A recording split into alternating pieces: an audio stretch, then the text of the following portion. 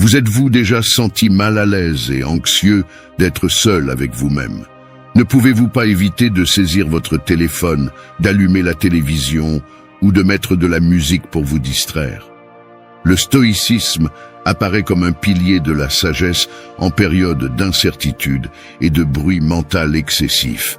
Dans la vidéo d'aujourd'hui, je vais vous montrer 13 enseignements précieux, soigneusement sélectionnés, pour vous aider à cultiver une relation plus profonde et plus authentique avec vous-même. Si c'est votre première fois ici, je vous demande de me soutenir en vous abonnant et en aimant la vidéo. N'oubliez pas d'activer la cloche de notification pour continuer à recevoir plus de contenu comme celui-ci.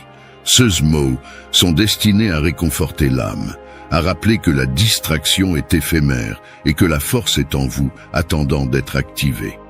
Que vous ressentiez la pression de la vie moderne ou la solitude, ces enseignements sont là pour vous offrir soutien, motivation et espoir.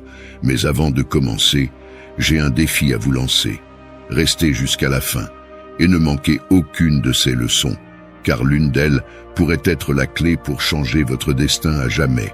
Commençons. 1. Cultivez une amitié avec vous-même.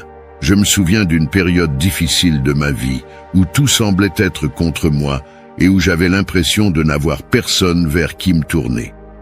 J'étais seul face à mes insécurités et mes doutes.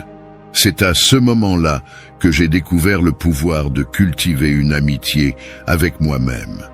Au lieu de chercher du réconfort auprès des autres, j'ai décidé de tourner mon attention vers l'intérieur. J'ai commencé à prendre le temps, chaque jour, de réfléchir et de me taire. Dans ces moments de calme, j'ai commencé à mieux me connaître, à comprendre mes peurs, mes désirs et mes forces. Ce fut un processus lent et parfois douloureux, mais révélateur. Tout comme une amitié avec une autre personne, l'amitié avec moi-même exigeait de la patience, de la compréhension et de l'acceptation. À cette époque, je lisais beaucoup sur le stoïcisme et je suis tombé sur une citation d'Épictète. Le sage veut toujours être avec lui-même. Ces mots sont devenus mon mantra, me rappelant que la paix et le contentement ne viennent pas de sources extérieures, mais d'une profonde compréhension de soi-même. Il y avait des jours où la solitude me paraissait écrasante, mais je l'ai acceptée. J'ai pratiqué des exercices de gratitude, en écrivant les choses pour lesquelles j'étais reconnaissant. Cela a amélioré ma vision de la vie et m'a aidé à apprécier mes qualités et mes réalisations. Ma confiance en moi a grandi, mes décisions sont devenues plus claires et j'ai commencé à ressentir une paix intérieure. La force et la résilience que j'ai développées m'ont permis de relever les défis avec un esprit et un cœur plus forts. Aujourd'hui, je peux affirmer avec certitude que la meilleure relation que vous puissiez cultiver est celle avec vous-même. 2. L'importance de la solitude. Je n'ai pas toujours compris l'importance de la solitude. Pendant longtemps, j'ai eu peur d'être seul et j'ai évité ces moments d'isolement. Cependant, au cours d'une phase difficile de ma vie, j'ai appris la vraie valeur de la solitude. Je me souviens d'une nuit où, malgré le fait d'être entouré de monde, je me suis senti incroyablement seul. J'ai décidé de faire une promenade nocturne, seul avec mes pensées. La ville était calme et pendant que je marchais, je réfléchissais à ma vie et à mes expériences. Dans ce calme, j'ai trouvé une clarté que je n'avais jamais connue auparavant. Le stoïcisme m'a appris que la solitude n'est pas quelque chose à craindre, mais à accepter. Étant seul, j'ai pu entendre ma voix intérieure sans distraction.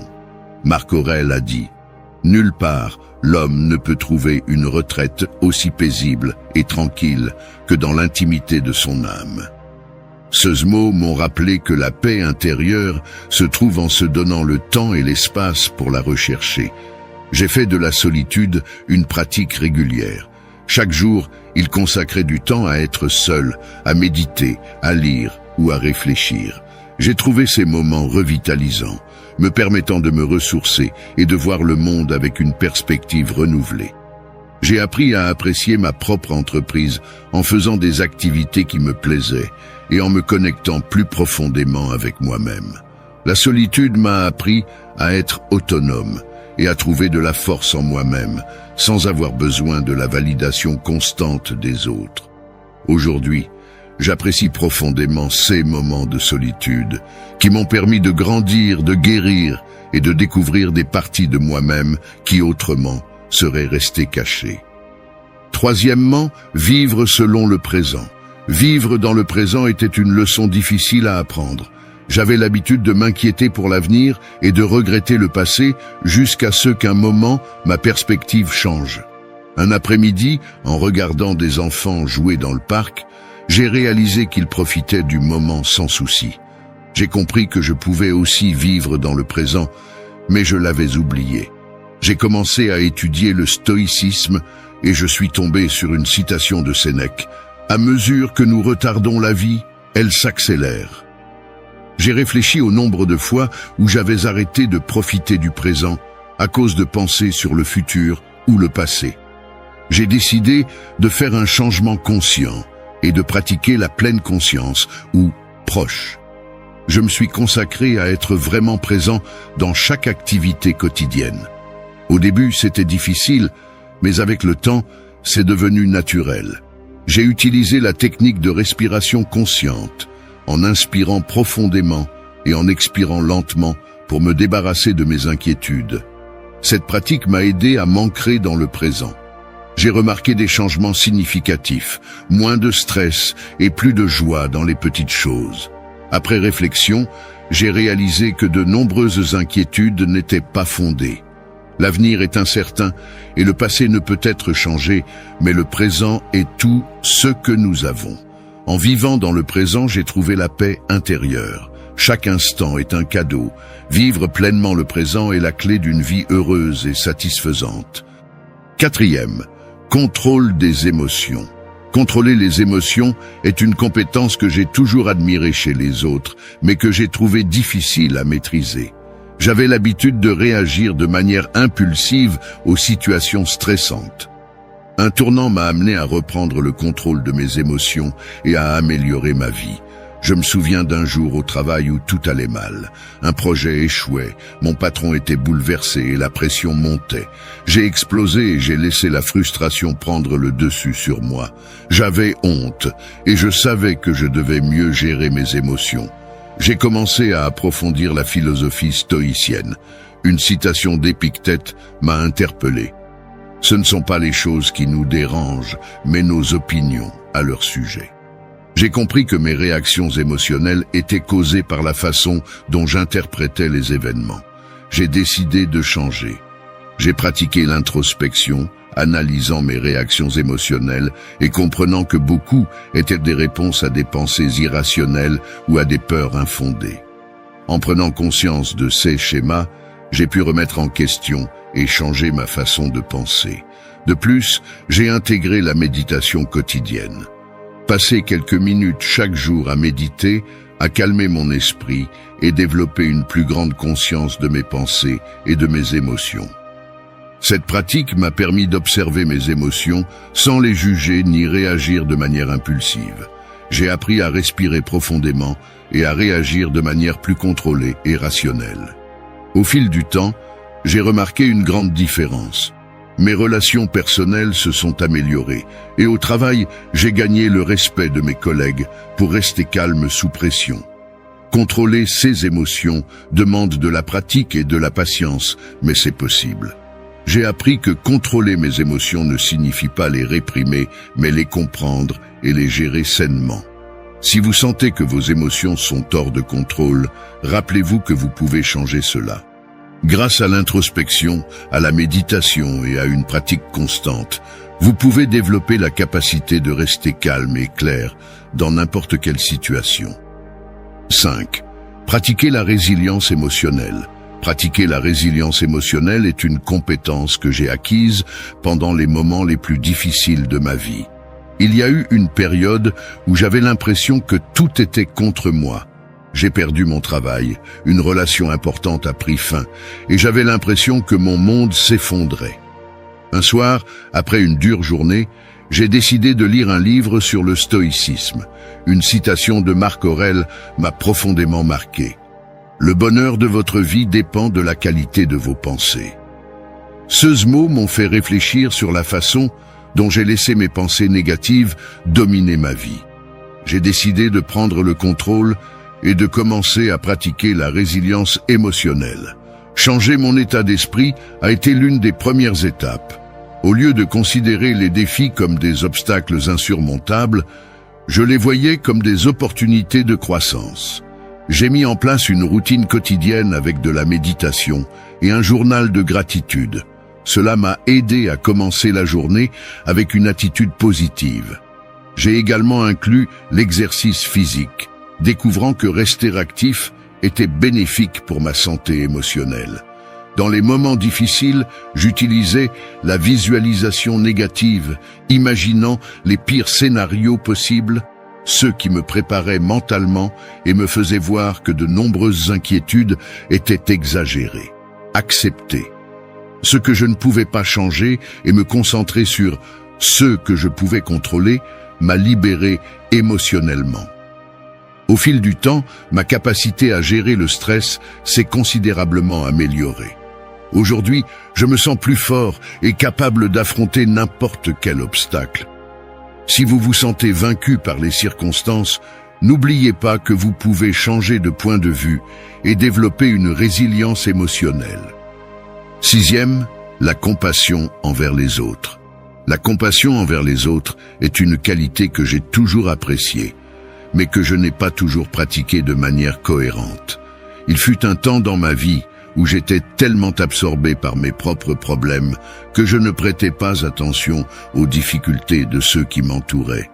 Je me souviens d'une époque où un ami proche était confronté à des problèmes personnels et, bien qu'il m'en ait parlé, je ne lui ai pas accordé l'attention qu'il méritait. Un jour, il m'a traité de désespéré et j'ai réalisé à quel point il avait besoin de mon soutien. J'ai ressenti une profonde honte et j'ai décidé de changer d'approche. J'ai commencé à étudier la compassion et comment l'intégrer dans ma vie quotidienne. Une citation d'Épictète disait « N'oubliez pas que d'autres sont également confrontés à leur propre lutte ». Ces mots m'ont rappelé que nous portons tous des fardeaux invisibles.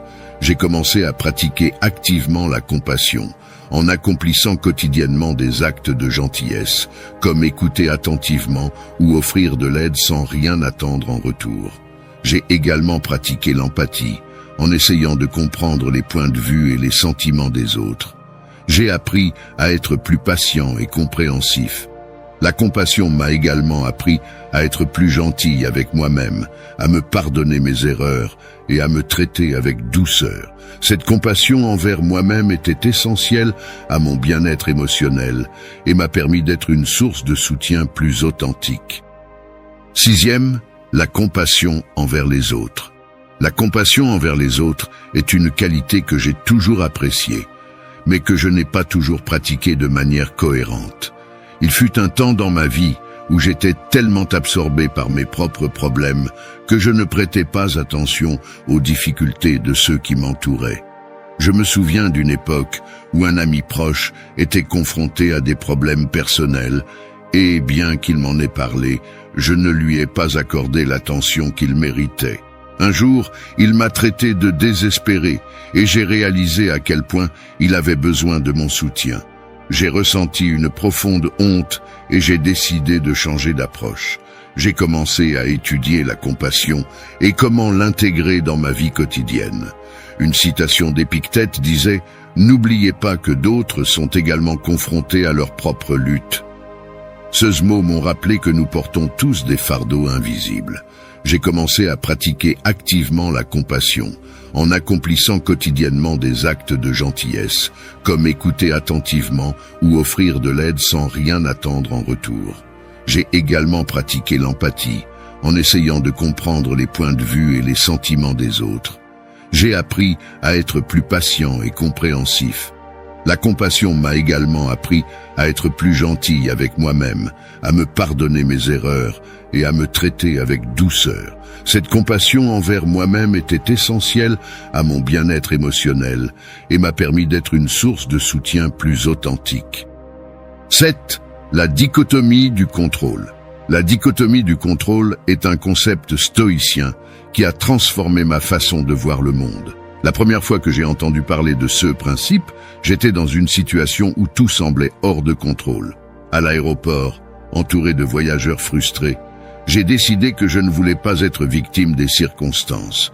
Je me suis souvenu des enseignements stoïciens sur la dichotomie du contrôle. Il y a des choses que nous pouvons contrôler et d'autres que nous ne pouvons pas contrôler. Épictète l'a expliqué clairement. Certaines choses sont sous notre contrôle et d'autres non. Ces mots m'ont donné une nouvelle perspective sur la façon de relever les défis. Au lieu de laisser la frustration prendre le dessus sur moi, j'ai décidé de me concentrer sur ce que je pouvais contrôler.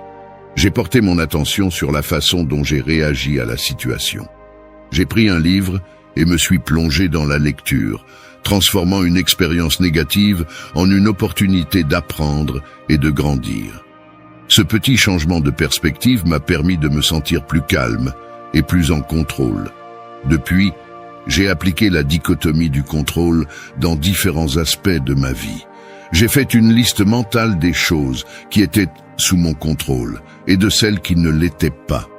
J'ai réalisé que m'inquiéter de ce que je ne pouvais pas changer ne faisait que me causer un stress inutile.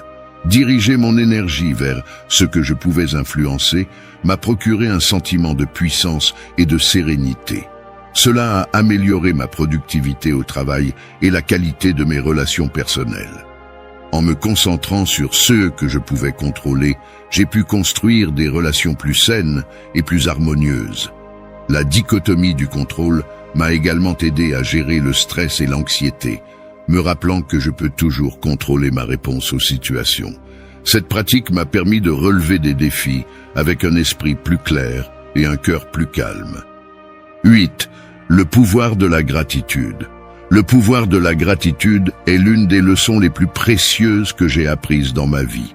Il fut un temps où je me concentrais sur ceux qui me manquaient, au lieu d'apprécier ceux que j'avais. Cet état d'esprit négatif a affecté mon bien-être et mon bonheur. Un jour, en lisant les méditations de Marc Aurèle, je suis tombé sur une phrase qui a changé ma perspective. Prenez garde à ne pas être ingrat pour ce que vous avez en cherchant ce qui vous manque. Ces mots m'ont fait réfléchir à tout ce que je tenais pour acquis dans ma vie. J'ai décidé de faire un changement. J'ai commencé un journal de gratitude dans lequel, chaque soir, j'écrivais 3 choses pour lesquelles j'étais reconnaissant. Au début, c'était des choses simples, une conversation avec un ami, une journée ensoleillée, un délicieux repas. Cependant, j'ai vite réalisé qu'il y avait bien plus de raisons d'être reconnaissant que ceux que j'avais imaginés.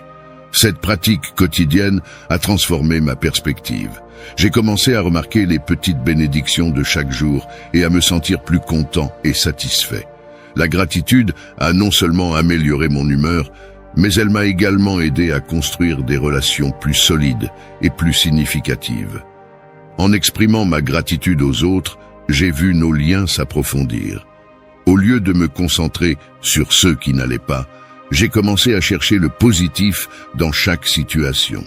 Cela ne signifiait pas ignorer les problèmes, mais reconnaître les opportunités d'apprentissage et de croissance que chaque difficulté apportait. Aujourd'hui, la gratitude fait partie intégrante de ma vie. Cela m'a appris à apprécier le présent et à trouver de la joie dans les choses les plus simples. Si jamais vous vous sentez coincé dans la négativité, je vous encourage à essayer la gratitude. Cela peut sembler un petit changement, mais son impact sur votre vie sera énorme. En pratiquant la gratitude, vous découvrirez une nouvelle source de bonheur et de bien-être qui transformera votre perspective et votre vie. 9. L'importance du silence. L'importance du silence est quelque chose que je n'ai pas toujours apprécié. Dans une société de bruit constant, j'ai rempli chaque instant de distraction. Ce n'est que lors d'une période de surcharge sensorielle que j'ai réalisé à quel point j'avais besoin de silence. Je me souviens d'un après-midi mouvementé où je me sentais épuisé mentalement et émotionnellement. J'ai décidé de me promener dans le parc sans écouteurs, juste avec le son naturel de l'environnement. Sans le bruit constant, mes pensées ont commencé à circuler et j'ai entendu ma voix intérieure plus clairement. Une citation de Zénon de Citium m'a interpellé. Le silence est un espace où l'esprit peut se retrouver. J'ai réalisé que j'avais évité le silence par peur d'affronter mes propres pensées et émotions. J'ai commencé à intégrer des moments de silence dans ma routine quotidienne, que ce soit par la méditation, en m'asseyant tranquillement pendant quelques minutes chaque matin, ou simplement en éteignant tous les appareils. These moments sont devenus de précieuses occasions de réfléchir et de se ressourcer. Le silence a également amélioré mes capacités d'écoute, me permettant d'accorder toute mon attention aux conversations et d'améliorer mes relations personnelles et professionnelles. De plus, cela m'a permis d'être plus conscient de mes pensées et de mes émotions, ce qui m'a permis d'acquérir une plus grande clarté et une plus grande tranquillité d'esprit. Un enseignement d'Épictète que j'applique est le suivant. Tais-toi souvent, mais lorsque tu parles, fais-le pour dire quelque chose de précieux. Aujourd'hui, j'apprécie profondément le pouvoir du silence. Cela m'a appris à trouver la paix au milieu du chaos et à me connecter avec mon être intérieur. Si vous vous sentez submergé par le bruit constant du monde, recherchez le silence. Vous trouverez la sagesse et la tranquillité. Merci d'être resté jusqu'à la fin de la vidéo. Si vous avez tout vu, commentez « Je suis stoïcien » comme notre signe secret, indiquant que vous êtes un véritable apprenant du stoïcisme. N'oubliez pas de vous abonner et de liker la vidéo si elle vous a plu. Rendez-vous dans la prochaine vidéo et rappelez-vous, continuez à cultiver votre esprit stoïque. On t'a brisé le cœur, tu le sais. Une personne spéciale t'a marqué, t'a blessé d'une manière que tu croyais impossible. La douleur est réelle, elle est palpable, et dans ces moments, tout semble perdu. Mais ce que tu dois comprendre maintenant, c'est que cette douleur, aussi accablante soit-elle, ne te définit pas. Le vrai pouvoir ne réside pas dans le fait de s'accrocher au ressentiment ou de revivre ce qui est déjà passé. Le vrai pouvoir réside dans ce que tu choisis de faire avec ce que tu ressens. C'est le moment de transformer cette blessure en force, de te reconstruire de l'intérieur. Il ne s'agit pas de chercher la vengeance ou de rester coincé dans le passé. Il s'agit de prendre les rênes de ta vie, de guérir, de grandir et le plus important, de redevenir maître de toi-même. Le chemin vers la guérison commence par une décision. Ne pas permettre que ce qu'on t'a fait détermine qui tu es ou ce que tu seras. Maintenant, c'est à toi de faire le prochain pas vers une version de toi plus forte et plus sage. Il est temps d'arrêter de regarder en arrière. Le passé n'a plus de pouvoir sur toi, et la seule façon d'avancer est de te concentrer sur ce que tu peux contrôler. Les stoïciens comprenaient que la seule chose que nous avons vraiment sous contrôle est notre réponse aux événements, pas les événements eux-mêmes. Nous ne sommes pas ici pour nous accrocher à ce qui nous a fait du mal, ni pour rester coincés dans une histoire qui n'a plus sa place dans notre futur. Il est temps de mettre en pratique ce qui compte vraiment, le changement, la croissance et la transformation. Comme l'a dit Épictète, ce n'est pas ce qui t'arrive, mais comment tu réagis à cela qui compte. Nous allons commencer par les actions qui t'aideront à guérir et à te reconstruire de l'intérieur, pas à pas. Action 1. Apprendre à lâcher les ressentiments et les rancunes. Imagine que tu continues à porter un sac à dos plein de pierres, certaines petites, d'autres énormes, toutes accumulées par les ressentiments et les blessures du passé. Au début, tu ne remarques pas beaucoup le poids, mais au fur et à mesure que tu continues à marcher, le sac à dos devient de plus en plus lourd, de plus en plus inconfortable. À la fin, tu ne te souviens même plus pourquoi tu as commencé à le porter. La seule question qui reste est « Pourquoi continuer à le porter ?» Maintenant, je sais ce que tu penses. C'est plus facile à dire qu'à faire. Bien sûr, lâcher les ressentiments semble génial en théorie, mais comment? Il est naturel de vouloir s'accrocher à ce qui t'a fait du mal. La douleur a besoin d'être validée, n'est-ce pas? Mais la vérité est que la seule chose que tu accomplis en t'accrochant à ce ressentiment est d'augmenter le poids que tu portes. Et non, cela ne te rend pas plus fort, juste plus épuisé. Chaque fois que tu revivifies ce qu'on t'a fait, c'est comme ajouter une pierre de plus à ton sac à dos. Veux-tu vraiment continuer à traîner ce poids? Les stoïciens, comme Marc Aurèle, comprenaient que la rancune ne te maintient qu'attaché à ce que tu ne peux pas changer. Au lieu de rester coincé dans un cycle de colère, il nous rappelait que la vraie liberté réside dans ce que nous décidons de lâcher. Le ressentiment ne te rend pas plus sage ni plus fort, juste plus lourd. Et tant que tu continues à porter ce sac à dos, tu te perdras sur le chemin de ta propre croissance. La liberté n'est pas dans la lutte contre ce qu'on t'a fait, mais dans l'arrêt de la lutte contre le passé et la concentration sur le présent. Le ressentiment est un fardeau émotionnel qui épuise, qui consomme ton énergie et t'empêche d'avancer. En le gardant, tu permets au passé de contrôler ton présent et ton avenir. C'est comme rester coincé dans un vieux film, un film que tu ne peux plus changer, mais que tu continues à rejouer encore et encore. Et pendant que ce film continue à tourner, tu perds l'opportunité d'écrire un nouveau scénario pour ta vie. Veux-tu vraiment être prisonnier de cette histoire? Lâche ce sac à dos. Lâche ce ressentiment. Non pas parce que ce qui s'est passé n'était pas important, mais parce que ce qui compte vraiment maintenant, c'est ta paix. Le ressentiment ne te rend pas plus sage ni plus fort, il te rend plus lourd. Tant que tu continues à porter cette douleur, tu empêches ce qui est à venir d'entrer dans ta vie. Le véritable pouvoir n'est pas de rester coincé dans ce que tu ne peux pas contrôler, mais de choisir de te libérer de ce qui ne te sert plus. Souviens-toi, la seule chose que tu contrôles maintenant, c'est comment tu décides d'avancer. Souviens-toi, le pardon ne signifie pas oublier ce qui s'est passé, ni justifier le mal qu'on t'a fait. Cela signifie te libérer. C'est une décision que tu prends pour toi-même. Au lieu de continuer à permettre que les ressentiments te définissent, décide qu'ils ne seront plus qu'un chapitre de ton histoire, pas l'histoire complète. Lâche le sac à dos, libère-toi et ouvre la voie à une vie plus légère, plus libre et surtout plus épanouissante. Action 2. Développer une mentalité de croissance. Imagine-toi devant un mur géant. Au début, il semble impénétrable, comme s'il n'y avait aucun moyen de le surmonter. Il est tentant de rester là, à regarder le mur, à penser qu'il n'y a pas d'issue. Mais ce qui se passe vraiment, c'est que ce mur n'est pas un obstacle, mais une opportunité de croître. Le défi n'est pas le mur en lui-même, mais la façon dont tu choisis de réagir à lui. Les stoïciens comprenaient que les difficultés ne sont pas quelque chose que nous devons éviter, mais quelque chose que nous devons accepter. Comme l'a dit Épictète, ce n'est pas ce qui t'arrive, mais comment tu réagis à cela qui compte. Chaque difficulté, chaque obstacle est une opportunité déguisée. C'est l'opportunité d'apprendre quelque chose de nouveau, d'élargir notre esprit, de forger une résilience que nous n'avions pas auparavant.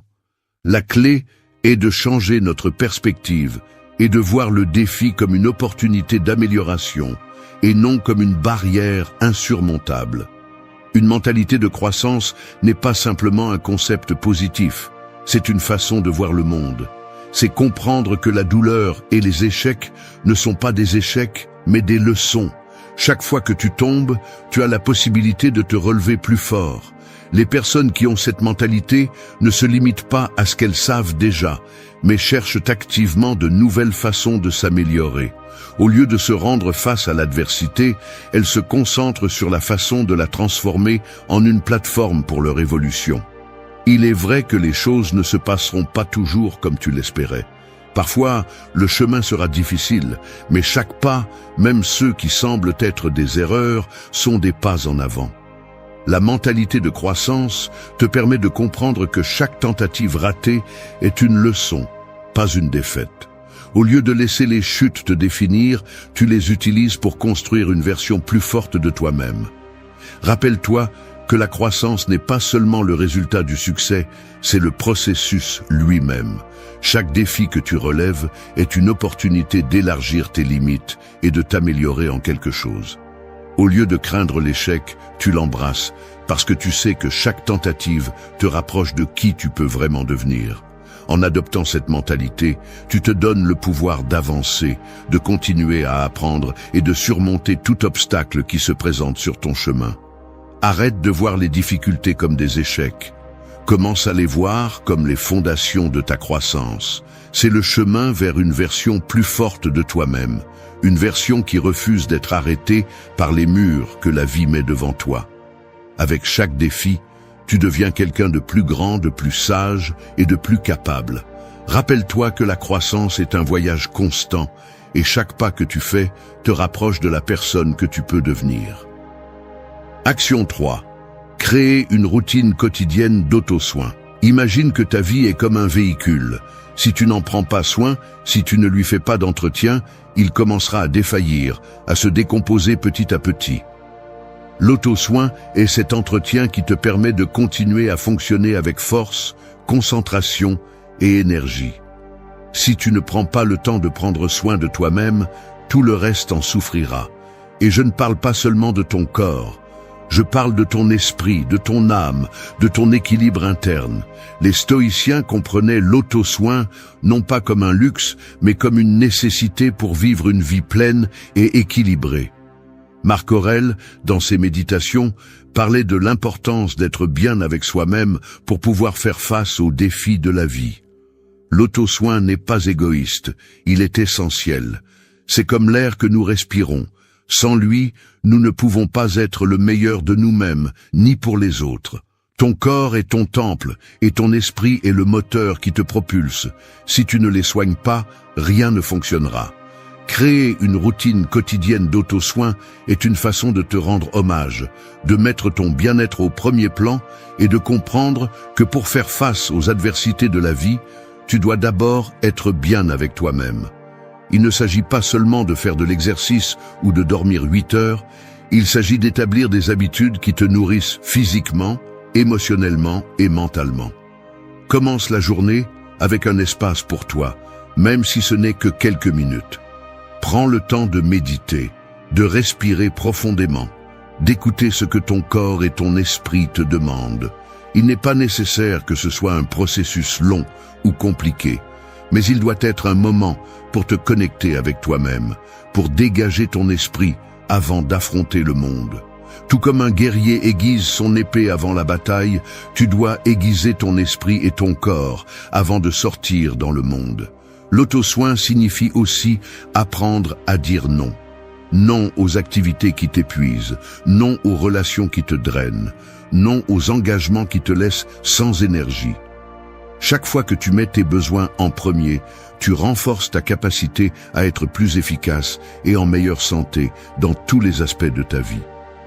L'auto-soin n'est pas seulement un acte physique, c'est un acte mental et émotionnel. Prends du temps pour l'introspection, pour réfléchir à tes émotions et pensées, sans jugement, juste en observant. Rappelle-toi, la vie ne sera pas toujours facile. Il y aura des moments difficiles, des défis inattendus, mais si tu t'assures de prendre soin de toi-même chaque jour, tu seras plus capable de les affronter avec résilience et clarté. Créer une routine quotidienne d'auto-soin n'est pas un acte égoïste, c'est un acte de sagesse. C'est comprendre que la meilleure ressource que tu as, c'est toi-même. Et en prenant soin de toi, tu te prépares à affronter le monde avec force et équilibre. Action 4. Accepter tes imperfections et travailler dessus. Regarde, si tu penses que tu es parfait, tu as déjà un problème. Les imperfections font partie de toi, ce ne sont pas quelque chose dont tu dois te cacher. Ça ne sert à rien d'essayer de nier ce que tu es. La douleur de la rupture, les erreurs que tu as commises, les cicatrices qui restent, tout cela fait partie de ton histoire. Accepte que tu n'es pas parfait et que tu ne le seras jamais. Et c'est bien. Si tu ne fais pas face à tes défauts, si tu continues à te mentir à toi-même, tu vas rester coincé dans un cycle d'auto-tromperie et de regrets. Les stoïciens comme Marc Aurèle le savaient. Ils comprenaient que la vie n'était pas une question d'atteindre une perfection inatteignable, mais de reconnaître et d'améliorer nos imperfections. La véritable force ne réside pas dans la fuite de ce que nous n'aimons pas en nous-mêmes, mais dans la confrontation courageuse. Accepter tes imperfections n'est pas une reddition, c'est être réaliste et comprendre que ton pouvoir réside dans ce que tu fais avec elles. La perfection ne te rendra pas plus fort, elle te rendra faible parce qu'elle te rend vulnérable à la frustration lorsque tu échoues inévitablement. Voici la vérité. Tu ne peux pas changer ce que tu as déjà fait, mais tu peux changer comment tu agis maintenant. Il n'y a pas de temps pour les regrets. Il n'y a pas de place pour la culpabilité. Chaque fois que tu restes coincé à regarder tes échecs, tu perds du temps. Et le temps n'attend personne. Alors, arrête de te plaindre. Accepte tes imperfections, non pas comme des excuses, mais comme du carburant. Tu as échoué? Parfait. Cela te rendra plus fort si tu arrêtes de te victimiser. Ce qu'on t'a fait ne définit pas qui tu es, mais comment tu décides de te relever de tout cela, ça te définit. Il n'y a rien de mal à être humain. Le problème est de rester coincé dans la victimisation. Si tu n'acceptes pas tes défauts, si tu n'es pas capable de voir ce que tu peux améliorer, tu resteras la même personne qui est restée coincée dans le passé. Et tu sais quoi? Cette version de toi ne te mènera nulle part. Les stoïciens savaient que l'amélioration constante est le chemin vers la liberté. Si tu continues à croire que tout doit être parfait, tu ne t'amélioreras jamais. Alors accepte ce que tu es et travaille tous les jours pour devenir quelqu'un de meilleur. Les imperfections ne sont pas un obstacle, elles sont ton opportunité de devenir meilleur. Arrête de t'inquiéter pour ce que tu ne peux pas changer et concentre-toi sur ce que tu peux améliorer. Qui es-tu aujourd'hui? C'est la question la plus importante. Si tu ne fais rien avec tes échecs, tu ne progresseras jamais. Mais si tu les acceptes, les affrontes et travailles dessus, tu seras imbattable. Action 5. Redéfinir qui tu es après la rupture. T'es-tu retrouvé à fixer le vide, te demandant qui tu es maintenant? Il est temps d'arrêter de te poser cette question. La rupture t'a laissé en miettes, mais cela ne te définit pas. Ne continue pas à traîner la même histoire de victime encore et encore. La seule personne qui a le pouvoir de redéfinir ta vie, c'est toi. Que vas-tu faire? Rester là à te lamenter. Crois-tu vraiment que cela va t'aider à avancer? Arrête de t'accrocher à l'idée de ce que tu étais avant la rupture. Cette personne n'existe plus. La douleur n'est pas une fin, c'est le début de quelque chose de nouveau. Ce n'est pas le moment de chercher du réconfort dans ce qui a été. C'est le moment de décider qui tu vas être maintenant. Ce qu'on t'a fait ne peut plus définir ton existence. Pourquoi continuer à te laisser détruire par leur absence? Le changement commence quand tu décides que tu ne seras plus le même qu'avant. Ce passé ne te sert plus. Il est temps de te réinventer. Les stoïciens l'ont parfaitement compris. Ce ne sont pas les événements qui nous définissent, mais notre réponse à ces événements. Marc Aurèle, dans ses méditations, nous disait que la vie ne concerne pas ce qui t'arrive, mais comment tu réagis à cela. La rupture ne te définit pas, ta réaction à celle-ci le fera.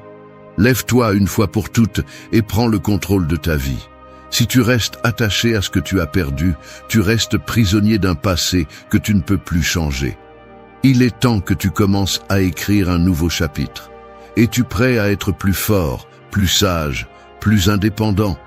Si tu continues à t'identifier à la souffrance, à l'absence de cette personne, tu te refuses le pouvoir de grandir. Chaque jour est une nouvelle opportunité d'être quelqu'un de différent, d'être quelqu'un de meilleur. La rupture t'a appris quelque chose, mais elle t'a donné une leçon que tu ne peux pas ignorer.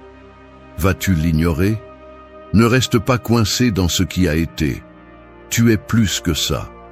Tu construis une nouvelle version de toi, une version qui sait ce qu'elle vaut, qui ne se laisse pas définir par les circonstances.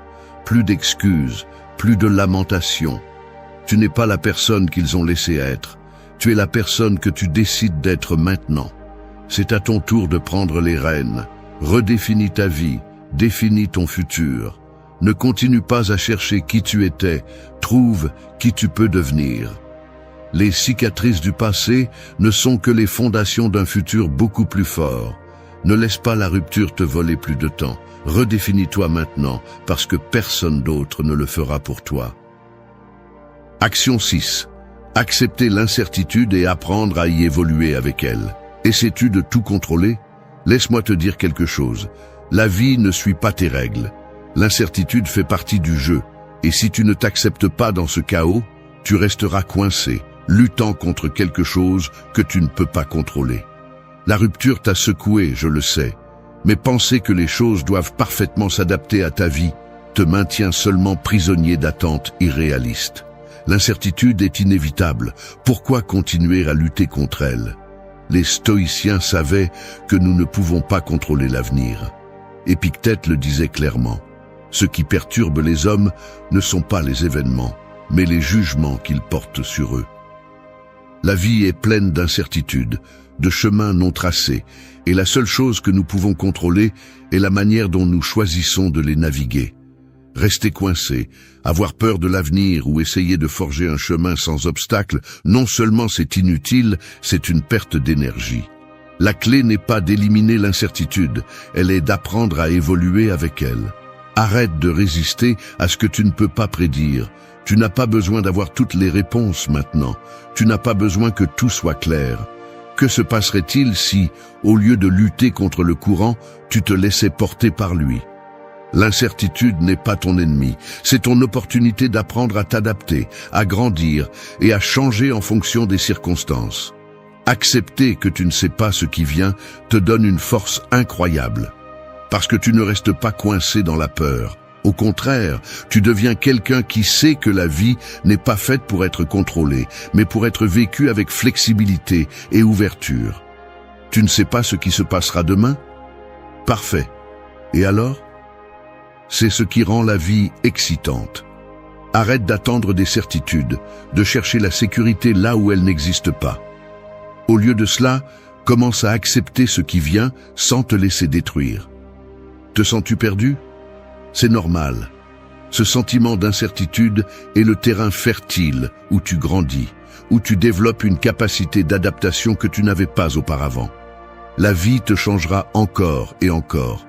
Et si tu résistes, tu souffriras seulement.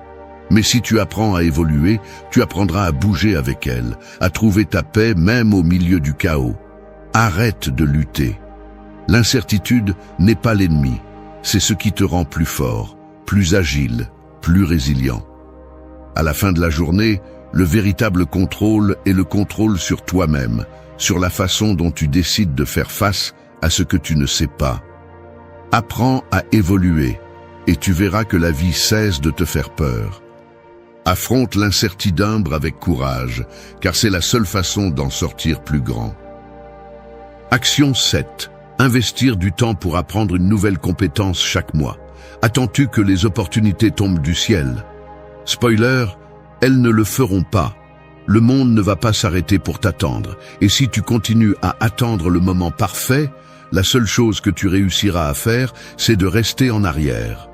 Il est temps d'arrêter de te plaindre de ce que tu n'as pas et de commencer à construire ce qui te manque. Comment? En investissant en toi-même. Et je ne parle pas de travailler un peu plus ou de faire le minimum. Je parle d'être imparable, d'acquérir des compétences qui te rendent indépendant de tout et de tous pour avancer. Les stoïciens le savaient. Le temps est la seule chose que nous possédons vraiment et tu dois l'utiliser à ton avantage. Marc Aurèle, par exemple, comprenait que la meilleure façon d'utiliser le temps est de l'utiliser pour grandir, pour apprendre. Alors, que fais-tu avec le tien?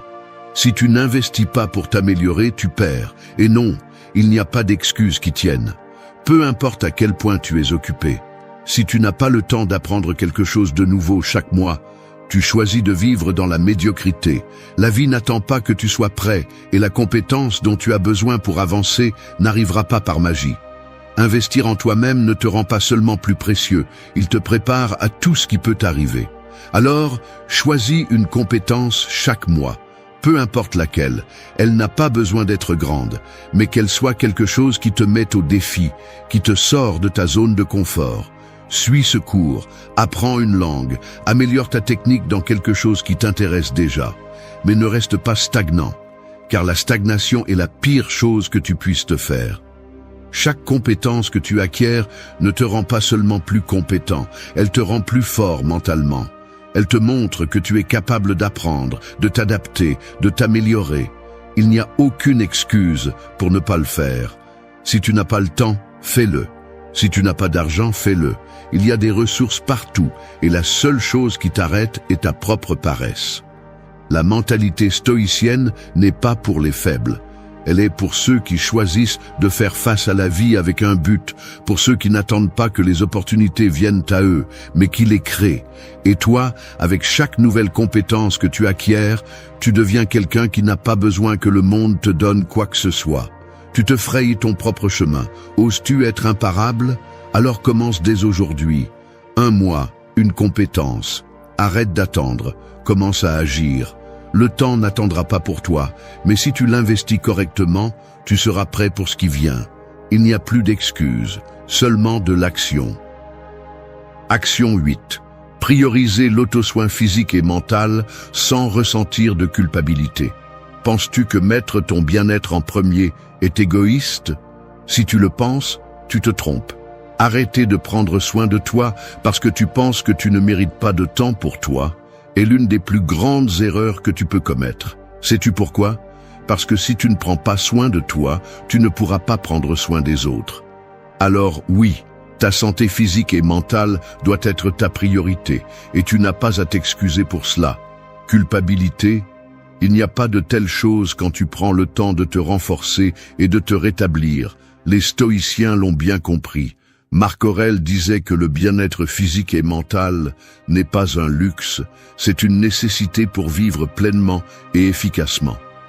Si tu t'épuises constamment, si ton esprit est épuisé et ton corps ne répond pas, tu ne pourras pas faire face à ce que la vie te lance. Et non, nous ne parlons pas seulement de faire de l'exercice ou de dormir 8 heures. L'auto-soin signifie honorer ton corps et ton esprit, reconnaître tes limites et agir en conséquence. Arrête de jongler avec 1000 choses sans tenir compte de ta santé. Si tu n'as pas d'énergie, si ton esprit est embrouillé par le stress, comment espères-tu prendre des décisions claires? Comment peux-tu être la meilleure version de toi-même si tu es complètement épuisé? La vie ne va pas t'attendre, mais si tu te négliges, elle va te renverser. Il est temps de faire quelque chose de radical, te mettre en premier, sans excuse. Si tu as besoin de te reposer, repose-toi. Si tu as besoin de déconnecter, fais-le. Pourquoi? Parce que sans toi, sans ton bien-être, rien d'autre n'a d'importance. Tu n'as pas à être occupé tout le temps pour être précieux. Si tu continues à te sacrifier constamment sans recharger ton énergie, la seule chose que tu vas atteindre est un point de rupture. L'auto-soin n'est pas un luxe, c'est une nécessité. Et si tu te sens coupable de prendre du temps pour toi, il est temps de laisser cette mentalité derrière. Tu mérites d'être fort, d'être en bonne santé, d'être mentalement clair. Tu n'as pas besoin d'une raison pour prendre soin de toi, tu en as simplement besoin pour vivre ta vie efficacement. La société te dit que tu dois toujours être en mouvement, que tu dois être en train de faire quelque chose. Mais si tout ce que tu fais est de donner, donner et donner sans t'arrêter pour prendre soin de ce que tu es, tu te vides. L'auto-soin n'est pas seulement un acte d'amour de soi, c'est une stratégie de survie. C'est ce qui te permet de donner le meilleur de toi-même. Ne t'excuse pas d'avoir besoin de temps pour toi. Si tu ne prends pas soin de toi, tu vas atteindre un point où tu ne pourras même pas donner ce dont le monde a besoin de toi. Priorise ton bien-être, pas seulement pour toi, mais pour tout ce que tu peux accomplir quand tu es à 100%. La culpabilité n'a pas sa place dans ce processus. Si tu veux être imparable, si tu veux vraiment grandir, l'auto-soin est la première étape. Si tu ne prends pas soin de toi, tout le reste s'effondre. Alors, laisse la culpabilité derrière toi et mets ta santé, tant physique que mentale, à la place qu'elle mérite. Action 9. Concentre-toi sur ce que tu peux contrôler et lâche ce que tu ne peux pas. Es-tu fatigué de gaspiller ton énergie à t'inquiéter pour des choses que tu ne peux pas changer? Pourquoi continues-tu d'essayer de contrôler ce qui est hors de ta portée? Regarde, la vie te donne 1 million de raisons de perdre le contrôle, mais la vérité est qu'il n'y a qu'une seule chose que tu peux vraiment contrôler, toi-même, ton esprit, tes décisions, tes actions. Tout le reste est une bataille perdue. Alors, arrête. Arrête de gaspiller des forces sur ce que tu ne peux pas changer et commence à mettre de l'énergie dans ce qui compte vraiment, ce que tu as à t'apporter. Les stoïciens savaient quelque chose que tu n'as pas encore complètement compris. La seule chose que nous avons vraiment sous contrôle est notre réponse aux événements, pas les événements eux-mêmes. Épictète nous l'a bien dit. Ce ne sont pas les événements qui nous perturbent, mais nos opinions à leur sujet. Alors, pourquoi continues-tu à donner du pouvoir à tout ce que tu ne peux pas changer? Qu'attends-tu? La vie n'est pas juste, elle n'est pas prévisible, elle n'est pas parfaite, et tu ne peux rien y faire. Mais tu peux décider comment tu réagis, tu peux choisir comment dépenser ton énergie, et c'est cela qui te donne le véritable contrôle. Arrête de t'épuiser avec ce qui est hors de ta portée. Tu ne peux pas contrôler les autres personnes, tu ne peux pas contrôler le futur, tu ne peux pas contrôler tout ce que la vie te lance. Mais sais-tu ce que tu peux contrôler? Tes pensées, tes réponses, ton attitude. Arrête d'attendre que les choses s'alignent, que tout se passe comme tu le veux. C'est une fantaisie. La réalité est que ce qui compte, c'est comment tu gères ce qui se présente à toi. Ne gaspille pas ton temps à désirer ce que tu n'as pas. Concentre-toi sur ce que tu peux faire maintenant. Et ce que tu ne peux pas contrôler, laisse-le simplement partir. En te concentrant uniquement sur ce qui est sous ton contrôle, tu te libères d'un fardeau inutile. Le contrôle est pouvoir, et lorsque tu arrêtes d'essayer de gérer tout autour de toi, tu cesses d'être une victime des circonstances. Si tu ne peux pas changer quelque chose, ne continue pas à y penser. Au lieu de te lamenter sur ce que tu ne peux pas faire, investis ton énergie dans ce que tu peux, tes décisions, ton attitude, ton effort. Au lieu de dépenser toute ton énergie dans des choses qui n'en valent pas la peine, mets-la dans ce qui te mènera vraiment plus loin. Arrête de lutter contre le vent. Pourquoi t'arrêtes-tu sur ce que tu ne peux pas contrôler? Qu'est-ce que tu gagnes? Rien. La seule chose que tu fais est de continuer à alimenter l'épuisement. Prends le contrôle de ce que tu peux, ton esprit, tes actions, ta vie. C'est la seule chose qui compte. Le reste n'est que du bruit. Action 10. Remplacer les pensées négatives par des affirmations positives. Continues-tu à nourrir ces pensées négatives qui te maintiennent coincé dans le passé? Penses-tu toujours que tu n'es pas assez bon? Que tu ne peux pas t'en sortir? Il est temps d'y mettre fin. Les pensées négatives ne sont rien de plus qu'un mensonge que tu te racontes à toi-même. Et le pire, c'est que tu continues à y croire. Tu ne peux pas changer ce qui s'est déjà passé, mais tu peux changer ta façon de penser, et c'est ce qui compte vraiment. Ne reste pas prisonnier de tes propres pensées. Les stoïciens comprenaient que l'esprit est notre plus grand ennemi, mais aussi notre plus grand allié. Marc Aurèle, l'un des philosophes les plus puissants de l'histoire, nous a enseigné que nos pensées sont notre réalité. Ce que tu penses de toi-même, des autres et du monde façonne qui tu es et comment tu vis. Donc, si tu continues à penser que tu n'es pas capable, cela sera la réalité dans laquelle tu vivras. Mais si tu commences à changer ces pensées, tu commenceras à voir le monde différemment. Remplacer les pensées négatives par des affirmations positives ne signifie pas vivre dans un monde de fantaisie. Il ne s'agit pas d'ignorer la réalité, mais de prendre le contrôle de ton esprit. Tu ne peux pas contrôler ce qui t'arrive, mais tu peux contrôler ta réaction face à cela. Et ton esprit, tes pensées, sont la première chose que tu dois contrôler. Chaque fois que tu te surprends à penser négativement, arrête-toi. Respire et remplace cette pensée par quelque chose de positif, quelque chose qui te pousse en avant. Imagine ce qui se passerait si, au lieu de te dire « je ne peux pas », tu disais « je suis capable de surmonter cela ». Au lieu de penser « cela ne va pas marcher », dis « j'ai tout ce qu'il faut pour faire en sorte que cela fonctionne ». Les affirmations positives ne sont pas seulement des mots vides, elles sont un rappel constant de ta capacité à changer, de ton pouvoir à créer une vie meilleure. Chaque fois que tu répètes une affirmation positive, tu programmes ton esprit pour le succès. Il ne s'agit pas seulement de mots, il s'agit d'actions. tu dois commencer à croire ce que tu dis. Les affirmations positives sont le premier pas pour prendre le contrôle de ton esprit et de ta vie. Elles sont la base sur laquelle tu construiras ton futur. Chaque pensée positive que tu remplaces par une négative est une victoire. Chaque affirmation positive te rapproche d'un pas de la personne que tu veux être. La négativité est un fardeau lourd. Qu'as-tu à gagner à le porter? Rien. Au lieu de rester coincé dans une mentalité de manque, remplace-la par des pensées d'abondance. Au lieu de penser que tout est contre toi, souviens-toi que tout est en ta faveur si tu décides de le voir ainsi. Le pouvoir des affirmations positives est le pouvoir de changer ta vie. Merci d'être resté jusqu'à la fin de la vidéo. Si vous avez tout vu, commentez « Je suis stoïcien » comme notre signe secret, indiquant que vous êtes un véritable apprenant du stoïcisme.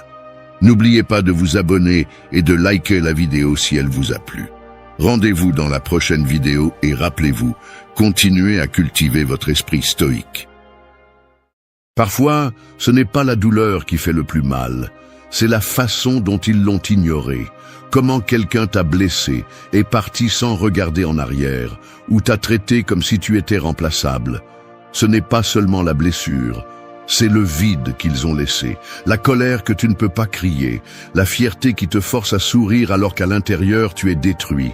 Et te voilà, te demandant comment guérir quelque chose qui n'a pas eu de fin, comment lâcher prise à quelqu'un qui n'a même pas demandé pardon, comment continuer sans perdre la tête, et encore plus, sans te perdre toi-même. La plupart te diront de passer à autre chose, que le temps guérit tout, que ça passera. Mais tu sais que ce n'est pas si simple, parce que quand quelque chose te brise de l'intérieur, le temps seul ne reconstruit rien. Tu as besoin de quelque chose de plus, quelque chose qui ne repose pas sur des phrases vides ou sur la vengeance. Tu as besoin de retrouver ton pouvoir, revenir à toi, et pour cela, le stoïcisme peut être ton plus grand allié. Il ne s'agit pas de faire comme si rien ne s'était passé. Non, il s'agit de guérir vraiment, de regarder la douleur en face et de ne pas la laisser te contrôler, d'arrêter d'attendre des excuses, de lâcher prise sur l'histoire, d'arrêter d'être la victime. Parce que guérir émotionnellement n'est pas un luxe, c'est une nécessité si tu veux vivre en paix avec toi-même. Et le stoïcisme n'est pas seulement une philosophie ancienne, c'est un manuel de guerre intérieure, un chemin de dignité, de maîtrise de soi et de force invisible. Dans cette vidéo, nous allons parcourir 8 étapes, 8 actes conscients pour laisser derrière toi la blessure sans te salir les mains. Ce ne sont pas des formules magiques, ce sont des décisions, chacune avec une arête, chacune conçue pour que tu recommences à sentir que tu contrôles ta vie, parce que personne d'autre ne viendra te sauver. Cette bataille est la tienne, et elle commence maintenant. 1. Éteignez le pilote automatique. Imaginez un bateau à la dérive, sans capitaine, se déplaçant seul par le courant. Peu importe combien il a été solidement construit ou combien de batailles il a supporté. Si personne ne prend la barre, il finit par s'échouer, se perdre ou être pris dans un cercle sans fin. C'est ainsi qu'un esprit blessé vit en pilote automatique. Il avance, mais sans direction. Il survit, mais ne guérit pas. Il existe, mais ne vit pas. Après que quelqu'un vous a brisé, que ce soit avec mépris, abandon ou indifférence, une partie de vous se déconnecte. Comme si quelque chose à l'intérieur décidait qu'il est plus facile de ne pas ressentir, de ne pas penser, de ne pas choisir, juste fonctionner. Vous faites vos tâches, vous parlez aux gens, vous faites juste ce qu'il faut, mais c'est comme si tout se passait de l'extérieur. La vie passe, et vous n'êtes pas là. Vous êtes en mode mécanique. Vous vous protégez, oui, mais vous vous éloignez aussi de votre propre pouvoir. Le stoïcisme vous dirait, ce n'est pas la vie. C'est l'esclavage émotionnel, parce que si vous ne prenez pas le contrôle de votre esprit, alors la blessure le fera pour vous. Et il n'y a rien de plus dangereux qu'une personne qui a cessé de décider. Vous voulez guérir? Alors, réveillez-vous. Éteignez le pilote automatique. Arrêtez de vivre en mode victime. Arrêtez d'attendre que la douleur se dissolve seule. La guérison n'est pas passive. Elle ne vient pas comme une faveur de l'univers. Elle se construit. Elle se forge. Et elle commence quand vous reprenez la barre. Cela se voit dans les petites choses. Vous arrêtez de justifier chaque pensée sombre. Vous arrêtez de vous traîner à travers les souvenirs. Vous commencez à observer vos émotions sans leur obéir. Vous respirez avant de réagir. Vous vous rendez compte quand vous répétez des schémas. Et vous choisissez quelque chose de différent, non pas par motivation, mais par discipline. Non pas parce que tout va bien, mais parce que vous méritez quelque chose de mieux que de vivre avec la tête enterrée dans le passé. Marc Aurèle l'a écrit avec une brutalité honnête. La vie de chaque personne est déterminée par les pensées qu'elle choisit de permettre. Il n'a pas dit que les émotions ne font pas mal. Il n'a pas dit que les ignorer est la solution. Il a dit que vous pouvez choisir quelle pensée vous gouverne. Et cela quand vous avez été détruit émotionnellement. Et le premier acte de rébellion, c'est revenir à être présent, revenir à avoir le contrôle. Parce qu'être présent n'est pas seulement méditer ou respirer profondément. Être présent, c'est regarder votre réalité en face et dire « c'est ce qu'il y a ». Ça m'a fait mal, oui, je suis tombé, oui, mais je ne vais pas rester ici. C'est arrêter de répéter la même chose tous les jours comme si vous n'aviez pas le choix. C'est défier votre propre routine émotionnelle. C'est changer ce « c'est comme ça que je suis » par « je ne veux plus être comme ça ». Et oui, vous allez vous sentir étrange, comme si vous étiez un étranger dans votre propre vie. Parce que sortir du pilote automatique est inconfortable, mais c'est aussi puissant. Parce que quand vous êtes conscient, vous pouvez choisir. Et quand vous pouvez choisir, vous pouvez guérir. Éteindre le pilote automatique est la première étape. Pas la plus facile, mais certainement la plus urgente. Parce que tant que vous resterez endormi, blessé et passif, tout restera pareil. Le stoïcien n'attend pas que le temps guérisse. Le stoïcien devient le temps. Il décide comment agir, comment penser, comment vivre, même quand le monde lui tourne le dos. Alors faites-le. Arrêtez-vous. Respirez. Observez-vous. Et prenez une décision. Vous n'avez pas besoin d'avoir toutes les réponses. Vous avez juste besoin de revenir à être présent, parce qu'un esprit présent est un esprit libre, et un esprit libre est imparable. 2. Brise le sort de la prévisibilité. Il y a un moment après la douleur où tout devient prévisible. Tu te lèves et tu sais déjà ce qui t'attend. La même pensée, la même tristesse, le même besoin de comprendre pourquoi quelqu'un t'a traité comme si tu ne valais rien. Tu t'assieds, tu manges, tu fais semblant que tout va bien. Mais au fond de toi, tu le sais. Tu es coincé, revivant encore et encore la même journée émotionnelle. Tu es sous un sort, un silencieux mais mortel, celui de la prévisibilité. La prévisibilité n'est pas seulement la routine physique, c'est la répétition mentale. C'est ce film que tu te passes dans la tête avec chaque détail de ce que tu as vécu, de ce que tu as dit, de ce que tu n'as pas fait, de ce qu'on t'a fait. C'est la blessure transformée en habitude. Et si tu ne la brises pas, tu pourris à l'intérieur. Le stoïcisme ne vient pas pour caresser ton ego ou te raconter des histoires de dépassement de soi bon marché. Il vient pour te dire ceci: si chaque jour tu penses de la même manière, tu ressens la même chose et tu fais la même chose, alors tu ne guéris pas. Tu approfondis la blessure. Tu la nourris avec ton attention. Épictète disait: ce ne sont pas les choses qui nous blessent, mais l'opinion que nous avons d'elles. Et ce que personne ne te dit, c'est que tu répètes cette opinion tous les jours, comme une prière empoisonnée. Je n'étais pas assez, il m'a quitté parce qu'il me manquait quelque chose, cela m'arrive toujours. Des phrases que tu ne remets même plus en question parce que tu es devenu accro à elles.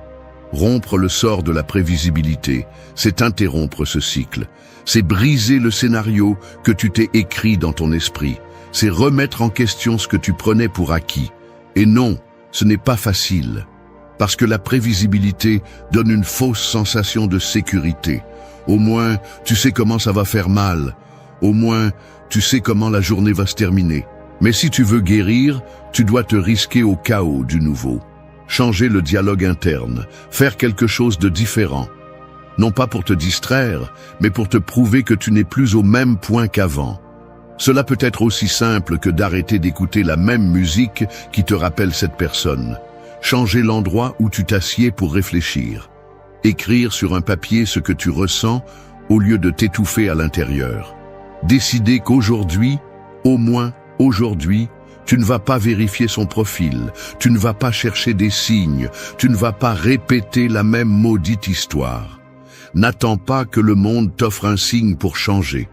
Le signe, c'est toi quand tu décides que ça suffit, quand tu prends conscience que personne ne va sortir de ce cycle pour toi. C'est ton esprit, ton corps, ton âme qui sont en jeu. Et c'est là que l'agressivité stoïcienne entre en jeu. Non pas l'agressivité envers le monde, mais envers ta faiblesse apprise, envers la partie de toi qui veut rester confortablement dans la douleur. Il faut se battre contre cette partie, avec compassion, mais aussi avec fermeté, parce que si tu ne le fais pas, tu vivras des années dans le même chapitre. Rompre le sort de la prévisibilité ne signifie pas oublier, cela signifie arrêter de répéter. Guérir n'est pas effacer, c'est réécrire. Et pour cela, tu as besoin de courage. Le courage de regarder ta routine émotionnelle et de crier « Cela ne me sert plus, cela ne me représente plus, cela ne me définit plus ». C'est là que commence la véritable transformation. Au moment où tu fais quelque chose de différent, même si c'est petit, même si ça fait mal, parce que si ça fait mal, c'est le signe que tu sors du sort. Tu recommences à vivre avec intention. Et une vie avec intention, bien qu'imparfaite, sera toujours plus puissante qu'une vie parfaite vécue en pilote automatique. 3. Rends sacrée ta présence. Imagine laisser ta maison ouverte, sans clé, sans serrure, sans personne pour surveiller. Tu pars pendant des jours, des semaines, voire des mois. À ton retour, tu ne reconnais plus rien. Il y a de la poussière dans les coins, des choses déplacées, des étrangers occupant les pièces. Et le pire de tout, tu ne sais pas à quel moment tu as perdu le contrôle. C'est ce que c'est de vivre déconnecté de toi-même. C'est ce que c'est d'abandonner ta présence. Après que quelqu'un t'a brisé émotionnellement, une partie de toi s'éteint. Elle ne crie pas, elle ne pleure pas, elle s'absente simplement. Tu es là, mais tu n'es pas là. Tu accomplis le strict minimum, mais sans âme. Tu cesses de t'habiter. Et quand tu ne t'habites pas, n'importe quelle pensée entre, n'importe quel souvenir reste, n'importe quelle émotion commande. Et si tu n'es pas en toi, qui va prendre soin de ce que tu es? La douleur émotionnelle a ce piège. Elle te convainc que t'éloigner de toi est une forme de protection. Mais ce n'est pas le cas. C'est une forme lente d'autodestruction. Parce que plus tu es loin de toi, plus le passé a de l'espace pour continuer à te blesser. Plus cette personne a de l'espace pour continuer à vivre dans ta tête sans payer de loyer. Le stoïcisme t'enseigne que tu ne peux pas contrôler ce qui s'est passé. Mais tu peux décider où tu es. Et ta place est en toi. Présent, conscient, ferme. Il ne s'agit pas de répéter de jolies phrases ou de faire semblant que tout va bien. Il s'agit de regarder ton propre visage dans le miroir sans détourner le regard, de respirer et de savoir que ce corps, cet esprit, cette vie t'appartiennent et que si tu n'es pas là pour toi, personne d'autre ne le sera. Rendre ta présence sacrée signifie arrêter de vivre comme si tu étais un espace vide attendant que quelqu'un vienne le remplir. Cela signifie décider que ton attention, ton énergie, ton temps ne sont pas disponibles pour ce qui te détruit. Cela signifie protéger ton esprit comme tu protégerais ta maison. Comment